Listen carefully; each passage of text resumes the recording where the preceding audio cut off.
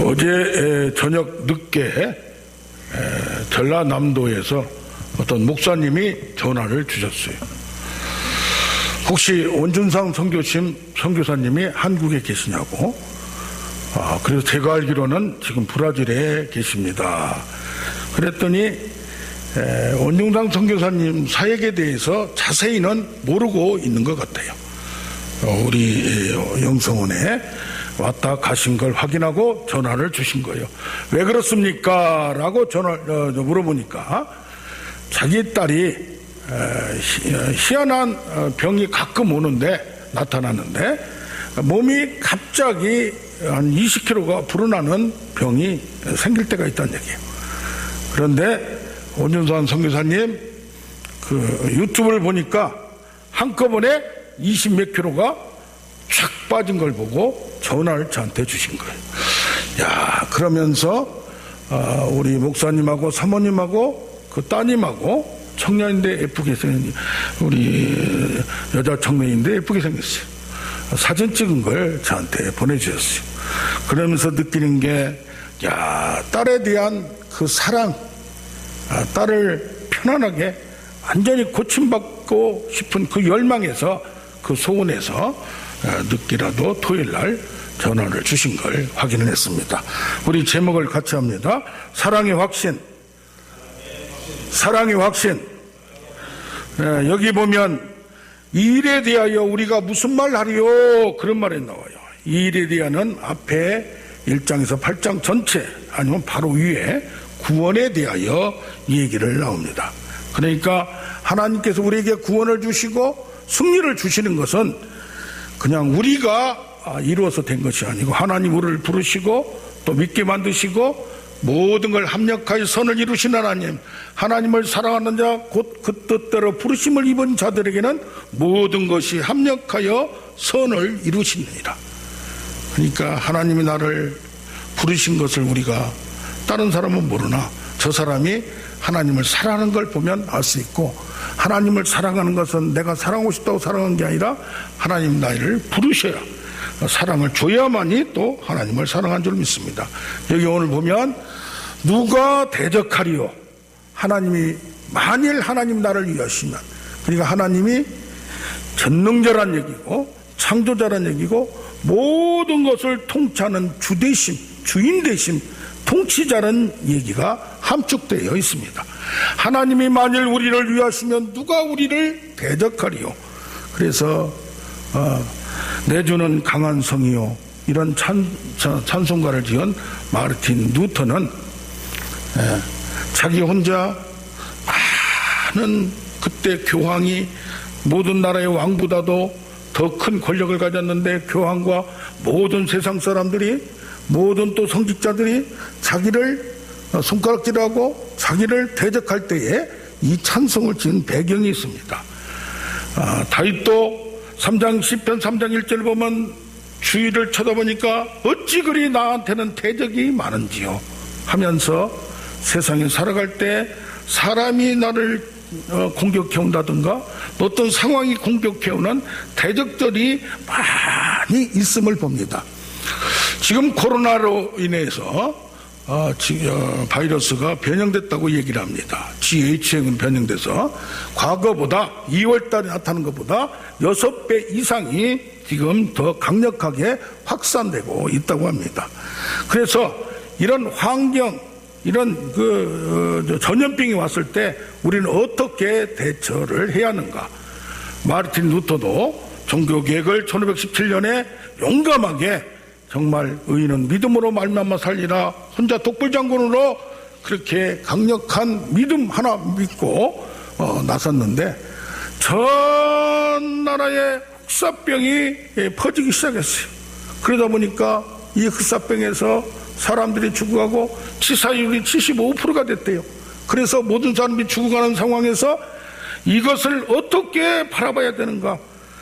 종교개혁의 선봉장이 되어서 교황 황제에게 파문을 당하면 누가 죽여도 죄가 안 되는 그런 자기 자신 버러지 같고 모든 사람께 버림받은 그런 그 자기 자신을 바라보는데 오직 선제후, 지금 같으면 도지사나 지방자치단체 그런 선제후를 통하여 겨우 목숨을 부지하고 있는 자신인, 그래서 내가 승리했는데 지금 모든 사람들이 이제는 뭘로?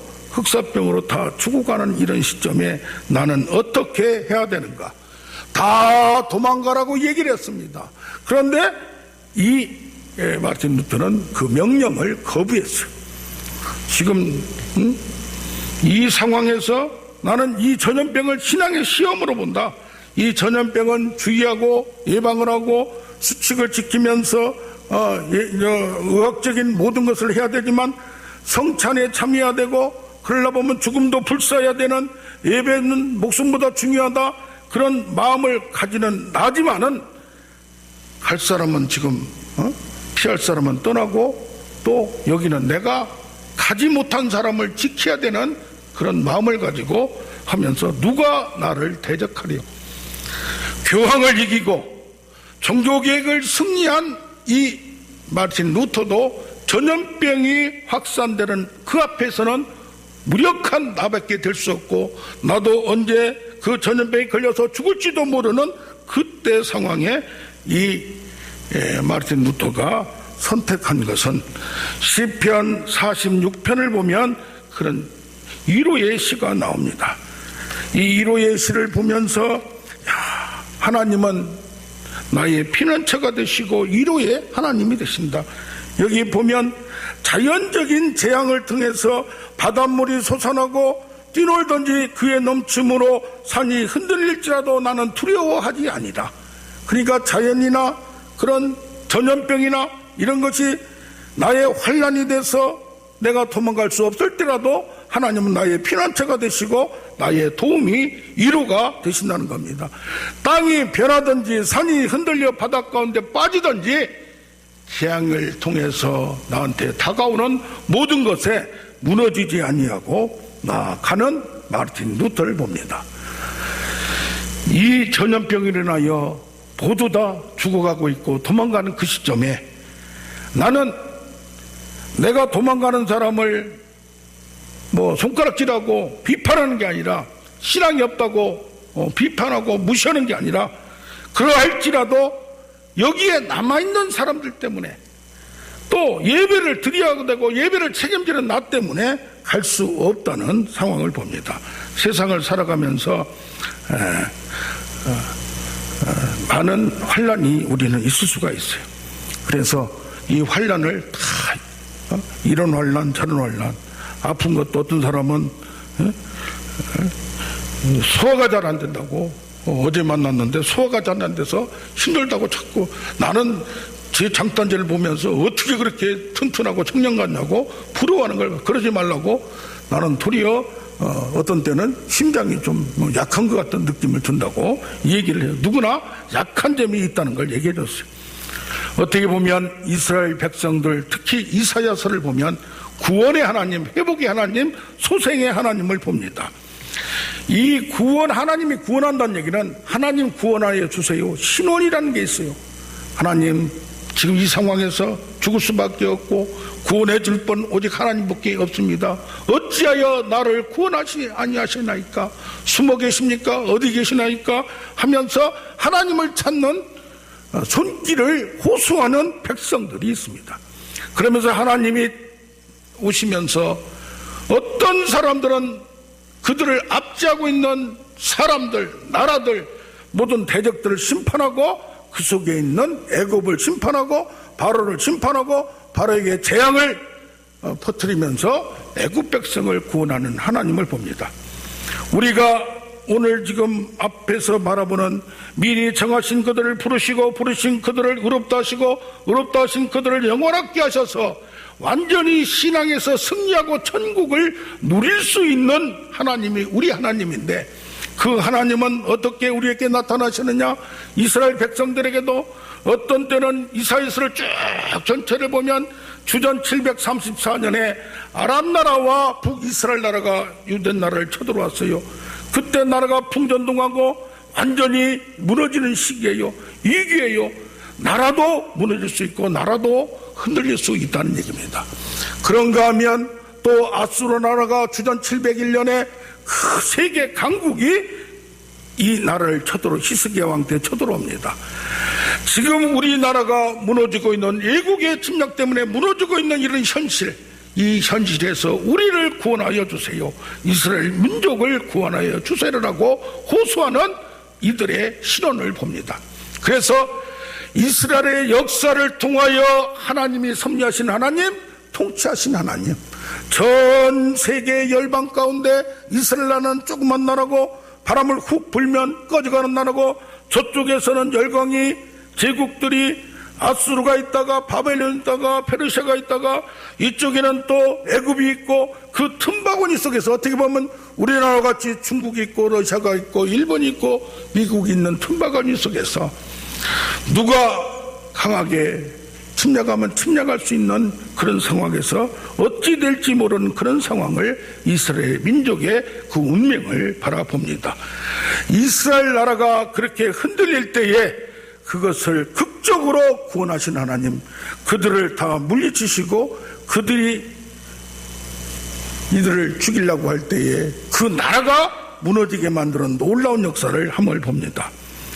하나님이, 우리가 하나님을 믿는다는 것은 하나님의 주인 되심, 주 되심, 하나님이 전 나라 전체를 통치하심을 바라보는 거예요. 하나님이 창조주시지만은 전 세계를 통치하시고, 그런데 우리가 성경을 지식적으로만 믿다 보면, 지식적으로만 듣다 보면 뭐가 됩니까? 이게 나의 철학이 돼요. 이데올리기가 돼요.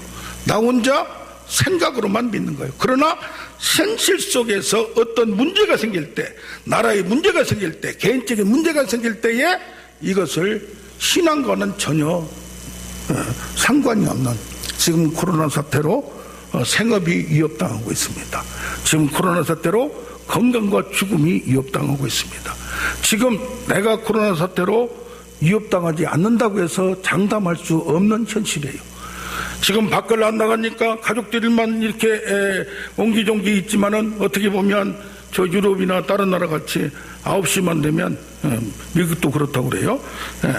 전체 어디 나갈 수가 없어요. 옛날에 처음에 싱가포르 가니까 밖에 캄캄한 거예요. 뭐 서로 갈 데가 없어요. 그래서 이거 무슨 나라가 일어나? 우리나라는 밤에 천지인데, 천국인데, 그런데 가정이 하나가 돼서 좋다 그러는데, 가정이 하나가 지금 코로나에 전염되면 모두 그냥 전염될 수 있는 또 악한 결과가 나타날 수 있어요.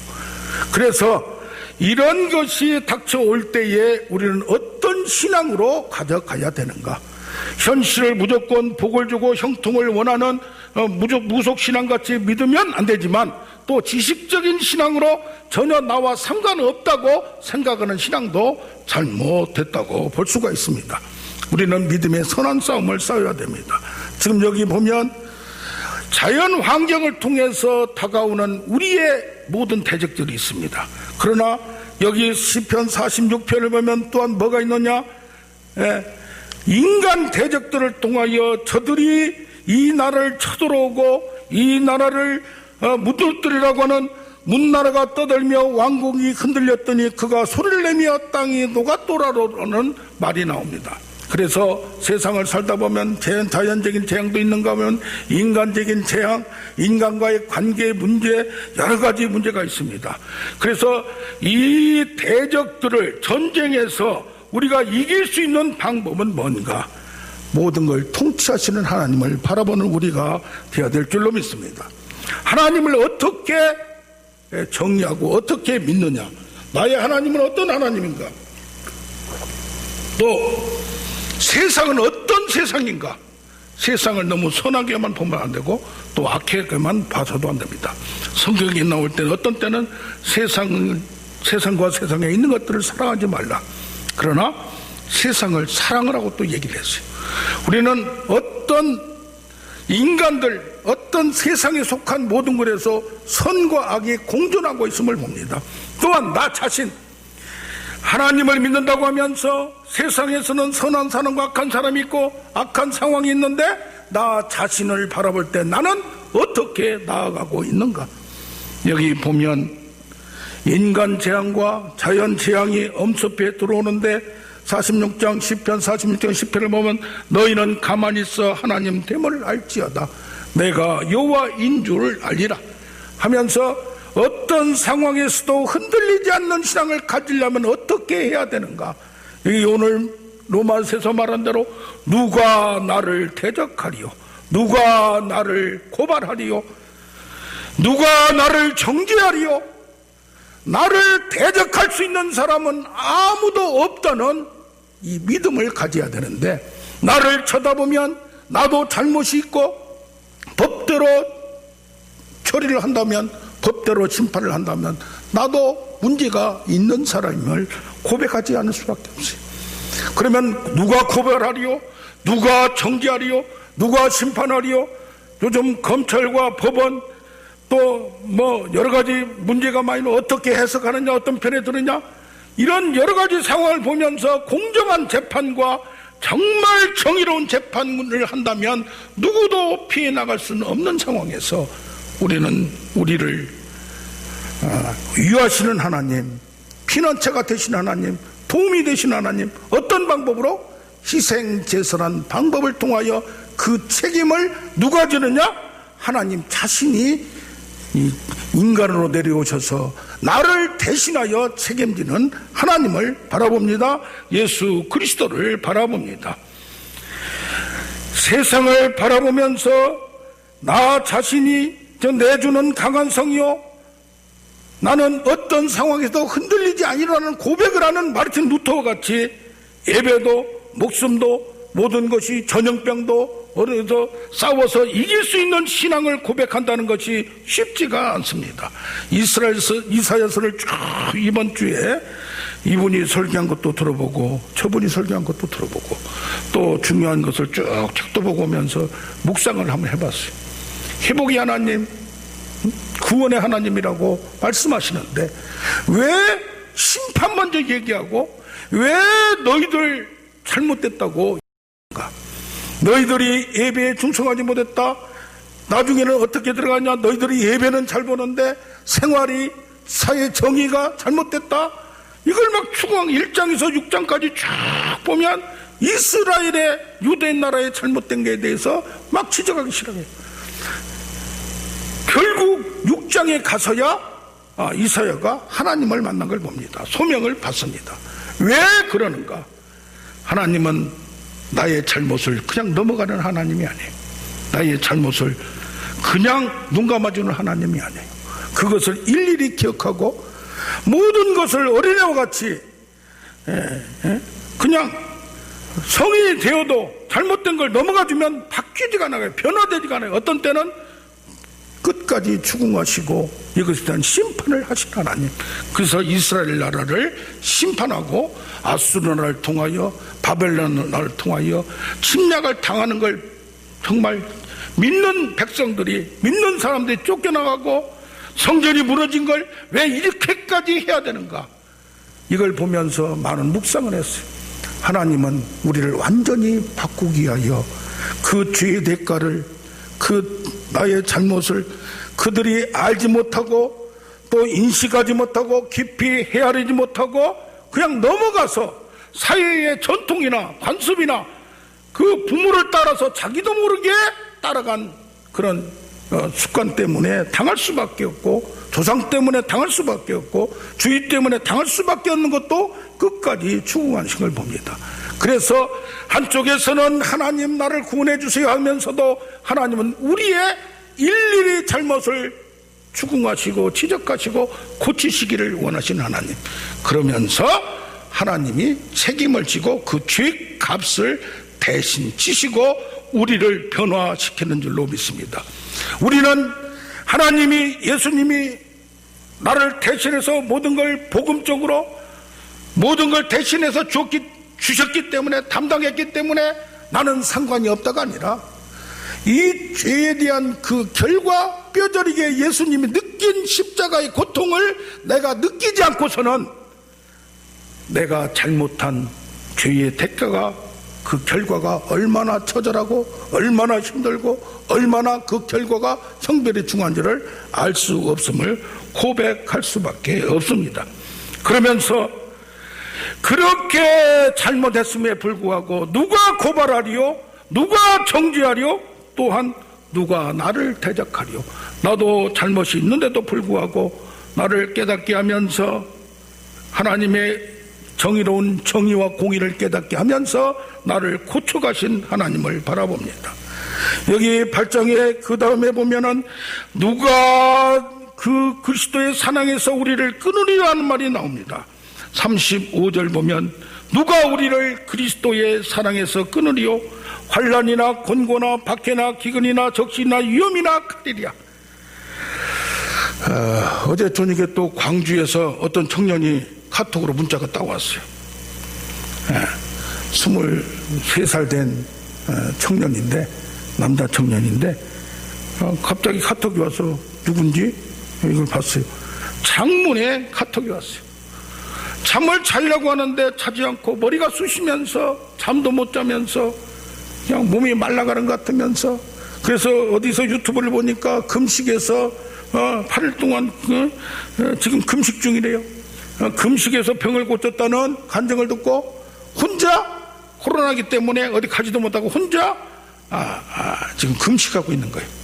참, 그걸 보고 나서 알지도 못한 청년한테 전화를 했어요. 전화번호 달라고 해서. 그랬더니 8일 동안 집에서 방콕 가면서 금식하고 있대요. 지금 금식하는 것은 지금 중단하고 지금 몸을 추스리면서 어디 가서 같이 기도도 하지 못하고 모태 신앙이었지만은 신앙의 훈련을 받지 못하는, 기도의 훈련을 받지 못하는 청년이 금식만 하다 보면 더 머리가 아프니까 금식을 중단하고 제가 기도를 해드리면서 차근차근 설명을 해줬어요. 우리는 여기 그리스도의 사랑에서 누가 우리를 끊으리란 말이에요. 환난이나 곤고나 박해나 기근이나 적시나 위험이나 칼이랴. 그러니까 뭐예요? 어려움에 환난에 처할 수 있다는 얘기예요. 그러면서 36절에 우리가 종일초를 위하여 죽임을 당하게 되며 도수를 양같이 여김을 받았나이다. 이 말은 시편 44편 22절에 나온 말씀으로 신앙생활을 하면서 하나님을 믿으면서 고난을 당할 수도 있다는 얘기예요. 이런 고난을 당하든지 저런 어려움을 당하든지, 아까 누가 나를 대적한 것도 있지만은 이런 환난을 통하여 어려움이 있을 때, 아까는 누가를 대적하네요? 전능하신 하나님, 능력이 많으신 하나님을 믿는 믿음으로 그걸 대적할 수 있고 자신을 가질 수 있어요. 왜? 더 큰 하나님, 더 능력의 하나님이 나를 지켜주니까. 그런데 지금은 뭡니까? 나를 끝까지 포기하지 않으시는 하나님, 나를 사랑하시는 그리스도의 사랑을 느끼기를 원합니다. 사람이 외로울 때가 어떤 때 외롭냐? 아무도 없이 버려졌다고 생각할 때가 외로울 때예요. 따돌림을 당할 때가 외로울 때예요. 이럴 때에 그러나 이 모든 일에 우리를 사랑하시는 이로 말미암아 우리가 넉넉히 이기느니라. 갈라디아서 5장 6절을 보면 믿음으로 사랑으로 역사하는 믿음이 나옵니다. 전능하신 하나님, 능력이 많으신 하나님, 창조의 하나님을 믿는 믿음도 좋으나 사랑을 느끼지 않으면 우리를 왜 믿도록 만들고 왜 나만 하나님이 사랑하시고 하나님을 알게 만드는가를 깨닫길 원합니다. 내가 전능한 하나님을 알게 되는 것도 나 혼자 알게 된다고 착각할 수 있어요. 그러나 하나님의 그 크신 사랑, 포기하지 않는 사랑, 그 그리스도의 사랑에서 어떤 상황이 있어도 무시하지 않고 수치스럽다고 모른 척하지 않고 그를 깨어내시는 하나님. 그러니까 예수 그리스도께서 나를 깨어내시고 나를 자기와 동등되게 자기를 책임을 져주시고 나를 품으시는 그 사랑을 느끼지 못한다면, 오직 믿음만 바라본다면 능력의 하나님만 믿는 거예요. 잘 되는 것만 믿는 거예요. 인격적인 관계는 없는 거예요. 능력 많으신 아버지, 능력 많은 남편이 있을 때는 남편을 믿으나, 그러나 능력이 없으면 남편을 버려요. 능력이 없는 아버지를 또 버려요. 그러나 지금은 뭘만 합니까? 누가 그리스도의 사랑에서 끊으리요? 이번에 미국에서 충격적인 뉴스를 들었습니다. 리버티 대학교라면 복음주의 신학교에서 시작해서 종합대학이 된 학교예요. 폴 웰 시니어께서 한 100년 전에 그 학교를 세웠어요. 이미 좋은 목사님이고 또 신학교를 세워서, 우리나라도 그렇지 않습니까? 신학교가 이렇게 성장하여 종합대학교가 될 수도 있어요. 그 아들이 뭐가 됐어요? 총장이, 2대 총장이 돼서 더 크게 10대, 미국의 10대 안에 들어갈 정도로 유명한 대학교를 만들었어요. 그리고 보수주의, 복음주의 기치를 내세워서 신앙을 지키는 신학교와 대학교를 만들었어요. 총장을 몇십 년 동안 하고 있는데, 이번에 보니까 그 부인이 20대하고 수년 동안 불륜을 저지른 거예요. 이 남편은 그걸 다 알고 있으면서 자기 또 따로 바람을 피는 거예요. 이런 걸 보면서 어떻게 저럴 수가 있을까? 그러면서 겉으로는 1년에 들어온 것만 해도 30억 불이 들어온대요. 후원이 들어오고 뭐 들어오고 해서. 그러니까 보통 재산도 많은 게 아니에요. 손가락질을 하고 어떻게 저럴 수가 있는가? 트럼프 대통령을 딱 정치 무대에 등장시킬 때 기여했던 사람이고, 대통령 후보 연설 지지 선언도 했던 분이에요. 그런데 이번에 그 민낯이 드러난 거예요. 우리의 신앙이 믿으면 되고 누가 나를 대적하려 끊으리요 쉽게 될 것 같이 생각하지만은, 여기 구원은 모든 것이 합력하여 선을 이루시는 하나님. 내가 구원 받았다고 믿으나 완전한 구원까지 가는 데는 많은 싸움이 있다는 얘기예요. 여기 보면 많은 대적들이 있다는 얘기예요. 여기 보면 많은 환난과 어려움이 있다는 얘기예요. 그건 뭐요? 이 어려움을 이겨내야 된다는 얘기예요. 죄의 유혹에서도 지금 리버티 통장을 손가락질하고 자기 비서를 임신하게 만들어서 그것을 유튜브에다 올렸어요. 그러면서 지금 총장직을 잠시 사직을 했어요. 어떻게 저럴 수가 있는가? 손가락질 할 수 있어요. 그러나 잠깐 뒤집어 생각하면, 만일 여러분이 내가 그런 자리에 있다면 그렇게 안 된다고 누가 보장할 수 있냐 이 말이에요. 돈이 많죠. 권력이 있죠. 대통령도 만들 수 있죠. 그 부인이 대통령 부인하고 그냥 큰 자리도 차지하고 있지. 전국적인 세계적인 인물이 유명하게 됐지. 우리가 구원을 너무 쉽게만 생각해도 안 되는 거예요. 누가 대적하려? 많은 믿지 못하게 만드는 것들이 많이 있는데 그걸 이겨내고 믿어야 된다는 거. 아브라함의 믿음, 오직 사라한테 통해서만 난 아들을 줄 것이라는 그걸 믿으라는데 어떻게 믿느냐 이거예요. 여기 모든 환난에서 하나님이 그리스도께서 나를 사랑하신다는 사랑을 내가 믿고 유지하고 느끼고 있냐 이 말이에요. 참 이걸 보면 또 여기 종을 주를 위하여 죽임을 당할 정도로까지, 수치를 당할 정도로까지, 도살을 양같이 그렇게 당할 정도까지 가도 개의치 않을 수가 있냐 이 말이에요. 이걸 생각해 보면 정말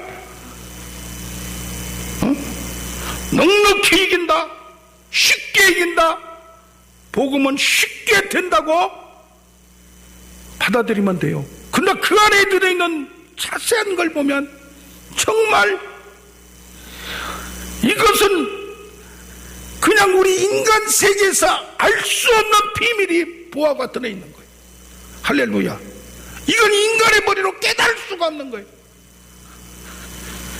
그 다음에 나옵니다. 내가 확신하노니. 그래서 오늘 제목을 사랑의 확신으로 정했어요. 확신하냐 이 말이요. 우리는 이데올로기, 나의 주의에 너무 많이 빠져요. 나는 이런 사람, 정치에도 기독교인에도 좌파 우파가 있어요. 또 어디요? 이슬람에도 좌파가 우파가 있어요. 불교에도 있어요. 다 있어요. 그럼 좌파끼리 모여야 되겠네? 우파끼리 모여야 되겠네? 그렇게 모여요. 그것도 잘못된 거예요. 우리는 주의도 이데올로기는 주의예요. 주의. 어떤 사상, 어떤 이게 오는 게 아니에요. 그건 편하고 확률적으로 이럴 수 있다, 저럴 수 있다. 그런데 이런 여기 뒤에도 보면 사망이나 생명이나 천사나 권세자들이나 현재나 장래나 능력이나 높음이나 기쁨이나 어떤 피조물이라도 어떤 세력이라도 우리를 그리스도 예수 안에는 하나님의 사랑을 끊을 수가 없다. 야, 이걸 보면 어떤 세력도 정치도 경제도 질병도 생업도 이걸 끊을 수가 없는, 이걸 정말 요즘 보면 두려워하는 분들을 많이 느껴요. 어떤 때는 나 자신도 두려움이 느낄 때가 있어요. 이거 정말 예배도 못 보게 하고 불평이 나올 때가 있어요. 정말 그럴 수밖에 없는 거예요. 지금 전염병이 퍼지니까 어떻게 보면 이해가 돼요. 그러나 교회적인 측면에서 보면, 사업적인 측면 그 한 부분만 보면 지금 다 지금 불만이 차여 있어요. 누구나 차여 있어요. 누구도 완전하지 않아요. 능력이 많은 것도 아니에요. 지금 뭐 이런 것을 당해봤어야 어떻게 처리를 할 줄 알지. 실수도 있고 실패도 있고 뭐 누구를 손가락질할 수도 없고 누구를 어떻게 할 수도 없어요. 그러나 옳게 가고 정말 사랑해서 넉넉히 이긴다는 믿음을 가질 수가 있냐 이 말이에요. 야, 이걸 보면 예수님은 당하신 고난, 수동적 순종이 있었어요. 그러나 자기가 원하는 고난이 있어요. 힘들어도 하기 싫어도 해야 되는 능동적 순종. 십자가에서 죽는 건 한 번 죽는 거예요. 그것보다도 일생 동안 능동적으로 이걸 종일주를 위하여 남은 고난을 내 육체에 채워나가는 누구 사도 바울같이 그렇게 할 수 있냐 말이에요. 이 확신을 또 지속할 수 있고 변질되지 않고 나아갈 수 있느냐 이 말이에요. 이걸 보면서 참 어려움을 느낍니다. 마르틴 루터가 결국 비텐베르크를 떠나지 않고 나도 병을 거닐지 모르지만 저분들을, 남아있는 분들을 내가 책임져야 된다는 그 생각. 또 주기철 목사님이 순교를 7년 동안 신사참배 반대해서 일제시대 때 7년 동안 감옥에 있었습니다. 그런데 그 아들 주영진 전도사가 자기도 그렇게 하려고 하는데 아버지도 순교는 나 혼자 한다. 어머니 오정모 사모도 너는 네 때가 아니니 기다려라. 그래서 이리 도망가고 다른 데 도망가서 숨어 있는데 이제 공산당이 들어왔어요. 일찍 해방이 되어서 공산당이 들어왔어요. 그런데 다른 사람들이 다 떠나고 도망가고 이런 상황에 이 아들이 그 김제교회라는 교회를 지키면서 지금 상황에 내가 떠나면 공산당에게 내가 죽음에 두려워서 도망간 것 같이 보일 거 아니냐. 그렇게 얘기하면서 끝까지 그 자리를 지킴을 봅니다. 이 오정모 사모는 자기 남편이 고생한 걸 보고 눈물 짜고 있으니까 며느리에게 꾸중합니다. 너희 시아버지도 순교를 했는데 그거 죽는 것 때문에 두려워하고 그렇게 찡얼거리냐고 핀잔을 주기도 합니다. 이런 걸 보면서 이번에 어떤 분이 말합니다. 중국 무안에서 선교사로 가서 가르치고 제자훈련을 시켰는데 이게 이제 코로나가 터진 거예요. 선교사들이 다 한국으로 떠나와요. 그런데 마지막에 그런 생각이 들더래요. 내가 이제까지 신앙 앞에서 죽음도 이겨라, 두려워하지 말라 가르쳤는데 지금 코로나가 왔다고 한국 선교사가 이거 무안을 떠나버리면 저들이 뭐라고 하겠느냐 이 말. 그러면서 무안을 떠나지 않는 그걸 봅니다. 자, 믿음과 사랑의 선택, 어떤 게 옳은지 저런 것은 우리가 손가락질 할 수 없어요. 그러나 하나님이 주신 마음에 따라서 또 사명을 선택하는 걸 보면, 야, 옳건 그르건 잠깐 살다 죽었건 오래 살았건 하나님은 이런 방법 저런 방법으로 우리를 사용하실 줄로 믿습니다. 아멘. 우리 580